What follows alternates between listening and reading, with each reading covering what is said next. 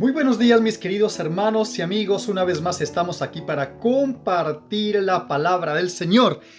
Mandamos muchos saludos a los hermanos de la iglesia de Betel. Un saludo para los hermanos de la iglesia de Morningside, del grupo de Gold Coast, y para los hermanos y amigos de Sudamérica y Norteamérica que también escuchan estas lecciones muchas veces. Así que en este momento queremos continuar con la lección de escuela sabática que va para el día miércoles 16 de febrero.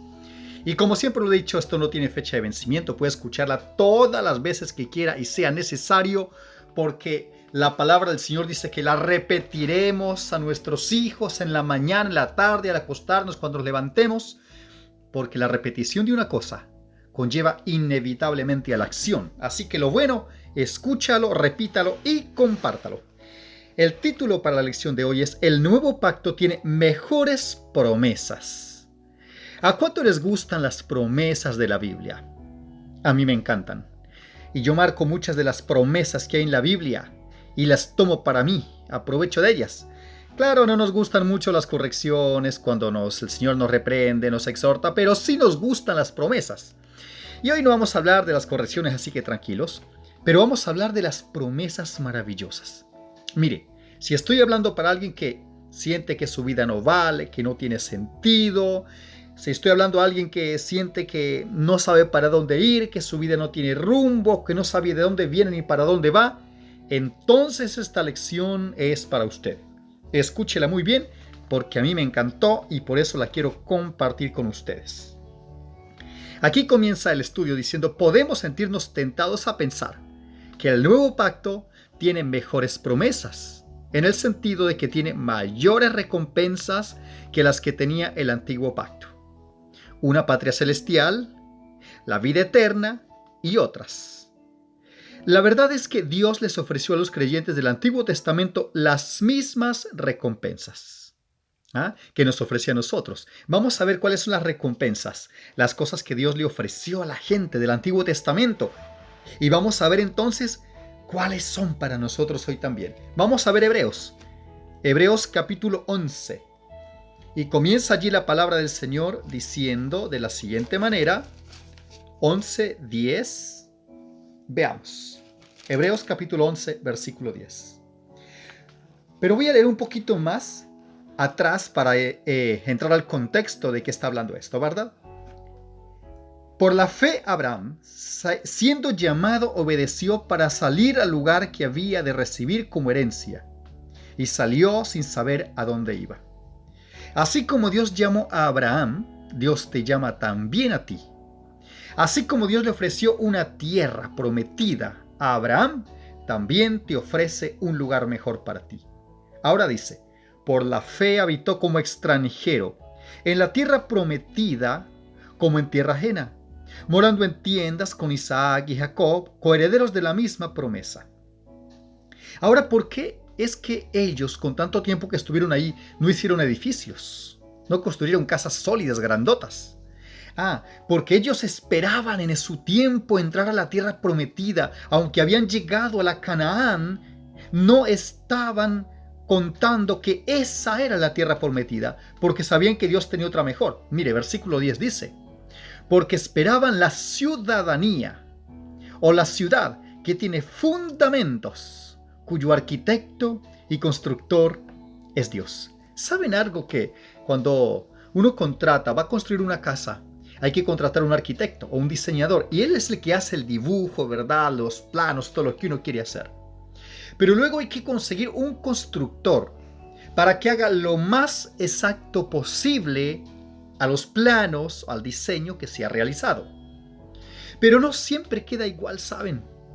Queda parecido, pero no queda igual. Algunos milímetros o centímetros más, o algún pequeño cambio, alguna cosa, ya sea porque el constructor no tuvo la capacidad de hacerlo conforme al plano, o algunas cosas que a él le gustaron hizo algunos pequeños cambios. Ahora noten algo. Aquí cuando dice que cuyo arquitecto, o sea el diseñador y el que hace los planos, y constructor es Dios, es el mismo. O sea, aquí demuestra que es una ciudad perfecta. No va a haber ningún cambio, todo va a ser exacto tal como Dios mismo lo planificó, lo pensó y lo hizo. Ahora, ¿sabía usted que Dios conoce sus gustos? ¿Que Dios conoce cuáles son los anhelos de tu corazón? Y quiero contarte que Dios tiene preparada para ti ya lista una mansión en los cielos, como a ti te gusta, mejor de lo que tú piensas. Incluso cuando tú dices, pues estoy mirando varias casas para comprar o construir, mirar, y la verdad que hay muchos planos lindos, no me decido por ninguno, ni yo sé qué es lo que quiero. Dios sí sabe qué es lo que tú quieres, y te garantizo que el día que entres a esa mansión tú vas a decir, wow, esto es lo que yo quería. Definitivamente no hay nada que cambiar acá. Dios la ha hecho a la perfección para ti. Ahora, y dice, porque los que esto dicen, claramente dan a entender que buscan una patria. Pues si hubiesen estado pensando en aquella de donde salieron, ciertamente tenían tiempo para volver, pero anhelaban una mejor. Quiero hacer una pausa y quiero preguntarte, ¿tú también anhelas una mejor? ¿O tú quieres vivir toda la eternidad en este planeta Tierra? Pasar la eternidad aquí. ¿Te gustaría eso? La verdad que a mí no. Yo anhelo mejor, aunque pueda lograr tener una casa bonita acá, lo que sea. No, yo anhelo esa mejor. Y no porque sea avaro, es que Dios puso en nuestro corazón el deseo de algo mejor. Y eso mejor es lo celestial, porque anhelaban una mejor. Esto es celestial. Por lo cual Dios no se avergüenza de llamarse Dios de ellos, porque les ha preparado una ciudad. Mi querida amiga, querido amigo, yo le recomiendo que en su casa lea Apocalipsis 21 y 22 para que vea las características que tiene esa ciudad que Dios tiene preparada. Ahora, estas promesas Dios las hizo al Antiguo Testamento, a la gente del Antiguo Testamento y también al del Nuevo Testamento, porque tanto Adán, Abraham, Isaac y Jacob, todos ellos, vamos a vivir en esa misma ciudad, la misma que le ofreció a los del Nuevo Testamento. Así que son promesas hermosísimas. El pacto entre Dios e Israel era un intercambio formal de promesas entre Dios e Israel. Y Dios en su palabra dice, ¿no? Si obedeces, te va bien. Si desobedeces, te va mal. Recuerdo un doctor de teología que nos daba clases en la universidad y decía algo así como la esencia del pacto es: obedece y vivirás, desobedece y morirás. ¿Ah? Obedece y vivirás, desobedece y morirás. Es así la palabra de Dios. Cuando usted mira Deuteronomio capítulo 28, me encanta ese capítulo. Deuteronomio 28 habla de las bendiciones y las maldiciones. Bendiciones por doquier si obedeces, pero maldiciones si desobedeces. Por eso Dios se empeña en repetirnos en que podamos ser obedientes a sus principios. Ahora, Dios tomó la iniciativa y liberó a Israel de Egipto y prometió llevarlo a la tierra prometida. Dios vio que su pueblo estaba sufriendo en Egipto, que estaba padeciendo bajo la esclavitud de los faraones. Estaba allí padeciendo y escuchó el clamor y tomó a Moisés y lo envió como libertador para sacarlos de allí y traerlos a la tierra de Canaán, a una tierra que fluía leche y miel. Una tierra preciosa, con mucha riqueza, muchos viñedos, árboles frutales hermosos, abundancia de comida y comodidad de tierra. Una tierra que era propia para ellos. De igual manera, hoy día en el nuevo pacto, Dios escuchó el clamor de su pueblo en esta tierra y envió a este libertador que se llama Cristo Jesús para venir a este mundo, para buscarnos, para salvarnos, para morir por nosotros y poder cumplir las demandas del pacto y un día darnos la bendición de entrar juntos a la tierra prometida. Pero esta vez no vamos rumbo a la Canaán terrenal, vamos rumbo a la Canaán celestial. Ahora, si comparamos lo que pasó en Éxodo 24, 1 al 8, con Hebreos 10:5, hay algunas similitudes. Y veíamos en las lecciones anteriores, no voy a leer otra vez porque lo vimos en las lecciones anteriores, donde el pueblo se comprometió. Moisés baja del monte, les lee los 10 mandamientos, las normas que Dios les había dado, y el pueblo dijo, a una, todos dijeron, lo que Jehová ha dicho, eso haremos. Porque eran buenos los consejos. La ley moral son consejos maravillosos. Son buenos. Pero al poco tiempo el pueblo quebrantó ese pacto. Entonces, el libro de Hebreos 10:5, veamos lo que dice. ¿Quién vino a cumplir ese pacto? Porque como el pueblo falló, como nosotros fallamos, felizmente alguien vino a ayudarnos. Hebreos 10, 5. Por lo cual, entrando en el mundo, dice, hablando quién entra en el mundo, Jesucristo. Sacrificio y ofrenda no quisiste, mas me preparaste cuerpo. Sí, porque Cristo tomaría el cuerpo humano, la humanidad, para venir a nacer, crecer, darnos ejemplo de obediencia perfecta a la ley de Dios, cumplir las demandas del pacto y entonces así poder pagar la deuda que teníamos. Holocaustos y expiaciones por el pecado no te agradaron. Entonces dije, he aquí que vengo, oh Dios, para hacer tu voluntad, como en el rollo del libro está escrito de mí. Vino para hacer la voluntad de Dios, cumplir con las demandas de la ley, para poder salvar a la humanidad. Diciendo primero, sacrificio y ofrenda y holocausto y expiaciones por el pecado no quisiste, ni te agradaron, las cuales cosas se ofrecen según la ley. Y diciendo luego, he aquí vengo, oh Dios, para hacer tu voluntad. Quita lo primero para establecer lo último. En esa voluntad somos santificados mediante la ofrenda del cuerpo de Jesucristo hecha una vez para siempre. Queridos, esa ofrenda que demandaba la vida del pecador, no la podían cumplir los animales, no la podían cumplir los corderitos, las novillas, los toros, los pajaritos, las tórtolas, todo lo que traían para el sacrificio, no pudieron satisfacer las demandas de la ley. Se necesitaba un sacrificio perfecto, un sacrificio superior, y nada menos que fue el Cordero de Dios, que quita el pecado del mundo, el que se entregó en el altar, el que murió en la cruz, el que derramó la sangre para limpiarnos de nuestros pecados. Pensemos un poco en lo siguiente. ¿Has analizado cuán terrible es el pecado? Que demandó la vida no solamente de nosotros, sino que la vida del Hijo de Dios. Queridos, el pecado es algo carísimo a la vista de Dios. El pecado es algo que Dios odia, es algo que Dios fastidia, algo que no puede estar en la presencia de Dios. Es por eso que cuando estamos en pecado, el pecado nos arrastra lejos de Dios, nos aleja de Él, y entonces Dios no puede bendecirnos como Él quisiera, porque lejos de Él nadie puede ser bendecido. Necesitamos aprovechar de este sacrificio hecho una vez y para siempre. El sacrificio de Jesús, confesar nuestros pecados y apartarnos. Proverbios dice en uno de sus versículos, el que encubre sus pecados no prosperará, mas el que los confiesa y se aparta, note, el que los confiesa y se aparta, alcanzará misericordia. Mi hermana, mi hermano, si está en algún pecado por ahí, que usted sabe en su corazón que no está correcto, abandónelo inmediatamente. Y el resultado será una vida de paz, una vida de tranquilidad, una vida bendecida, una vida en armonía con Dios.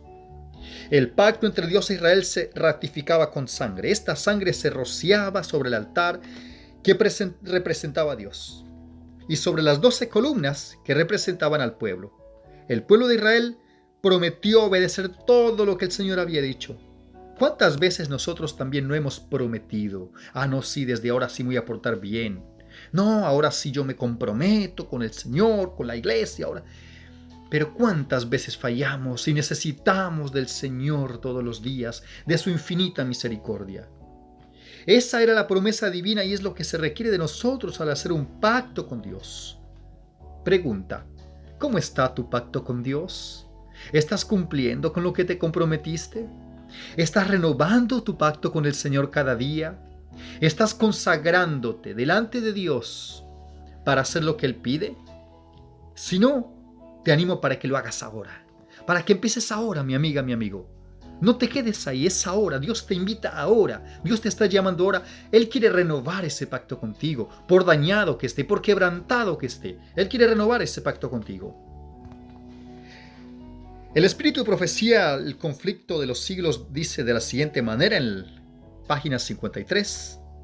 La condición para alcanzar la vida eterna es hoy exactamente la misma que siempre ha sido, tal cual era en el paraíso antes de la caída de nuestros primeros padres. Perfecta obediencia a la ley de Dios, perfecta justicia. Ahora, ¿quién de nosotros ha logrado obedecer la ley de Dios perfectamente? y tienen una justicia perfecta por sí mismos? Lamentablemente ninguno. La Biblia misma dice en el libro de Romanos capítulo 3, por cuanto todos pecaron. Justo no hay ni aún uno. Ahora, ¿qué hacemos entonces? Si la exigencia es obediencia perfecta a la ley de Dios y perfecta justicia, pues hay una esperanza. Alguien que lo logró por nosotros y que nos comparte, nos imparte su justicia, nos imparte esa gracia divina en nuestras vidas. Si la vida eterna se concediera con alguna condición inferior a esta, entonces peligraría la felicidad de todo el universo.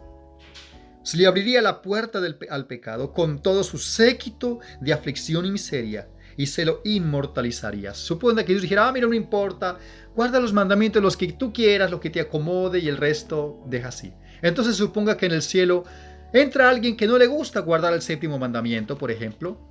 Entonces el adulterio continuaría en el cielo, ¿no? O alguien que le gusta quebrantar el mandamiento que dice no hablarás contra tu prójimo falso testimonio. Entonces el cielo se minaría también de pecado. No, mis amigos, Dios no ha rebajado la norma. Sigue siendo la misma obediencia a la ley moral de Dios. Dios satisface las demandas absolutas del nuevo pacto por nosotros, porque dio a su propio Hijo para que viniera a vivir una vida perfecta para que las promesas del pacto se cumplieran en Él y luego se nos ofrecieran por la fe en Jesús. ¡Qué bendición! La obediencia de Jesús garantiza las promesas del pacto. Alabado sea Jesucristo, porque lo logró, porque pudo, y gracias a Él tenemos garantizada de que las promesas se cumplieron. Podemos mirar al Padre y decirle, Padre, lo logramos. No porque lo hayamos hecho nosotros, sino porque Cristo lo hizo por nosotros. Demanda que Dios le dé las bendiciones del pacto a Él. Y Él, quien Jesús, luego nos las da a nosotros. Jesucristo reclama, Padre, las promesas del pacto que tú hiciste, el cielo nuevo, tierra nueva, la ciudad santa, démelas, y Él nos las comparte a nosotros.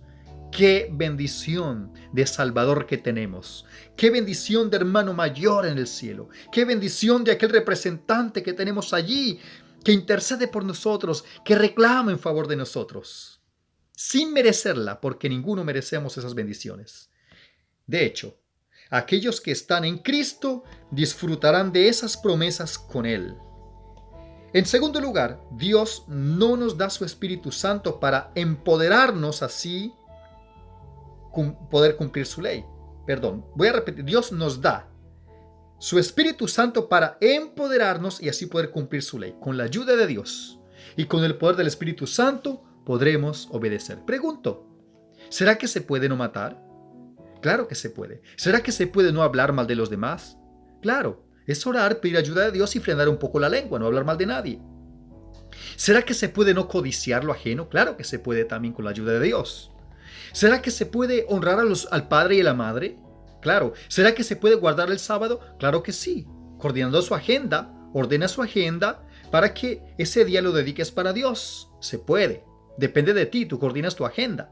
Dios nos da 6 días para que podamos trabajar entre todas las cosas y el sábado dedicarlo para Dios. ¿Qué otro mandamiento nos queda?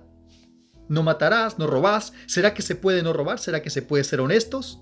Claro que se puede. Los mandamientos de Dios no son imposibles de guardar. El tema es que el ser humano está tan habituado a desobedecer que le cuesta obedecer. Pero con la ayuda de Dios y el Espíritu Santo se puede. Vamos a terminar con esta última cita. Cristo ha satisfecho las demandas del pacto. Por lo tanto, el cumplimiento de las promesas que Dios nos hizo no está en duda.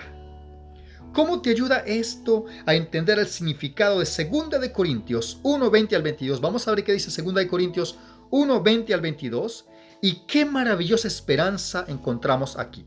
Veamos. 2 de Corintios, capítulo 1, versículo 20 y 22. Porque todas las promesas de Dios en Él son en Él sí y en Él amén. Si le pido una promesa a Dios, no es que Dios dice, quién sabe, voy a ver si tengo, si puedo. No, de hecho Dios dice, pedid y se os dará. Sí y amén. Por medio de nosotros, para la gloria de Dios. Y en Él nos confirma con vosotros en Cristo. Y Él y el que nos ungió es Dios.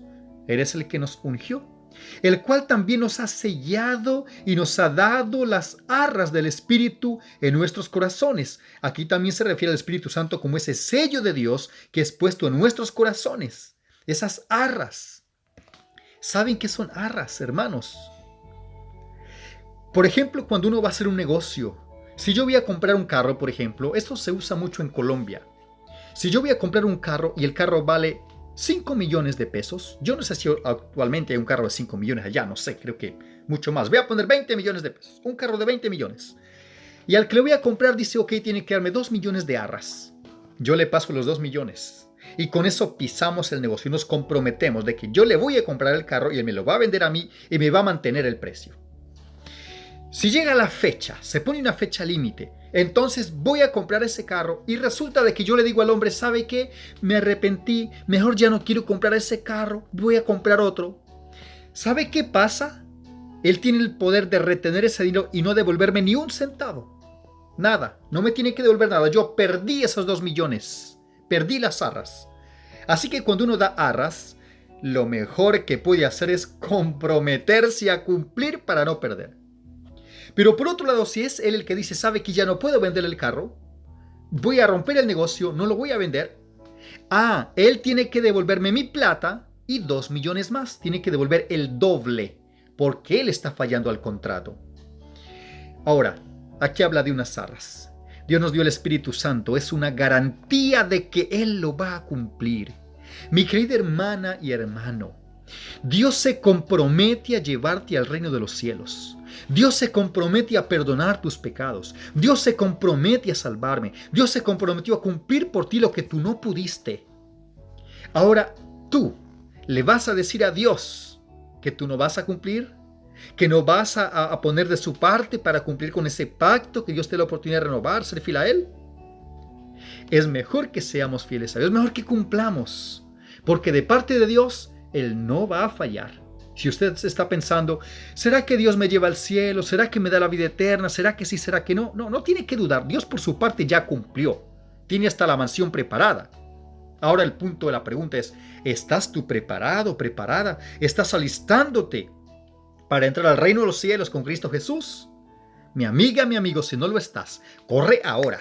En este momento pide perdón a Dios, arregla tus cosas y ponte a cuentas con Dios, porque Él viene pronto para buscarte, y pídele que te ayude a vivir una vida de obediencia para la honra y gloria de Dios. Cumple con tu pacto, porque recuerda, Dios te hace grandísimas promesas. Dios te bendiga y te guarde. Hasta pronto, mis amigos.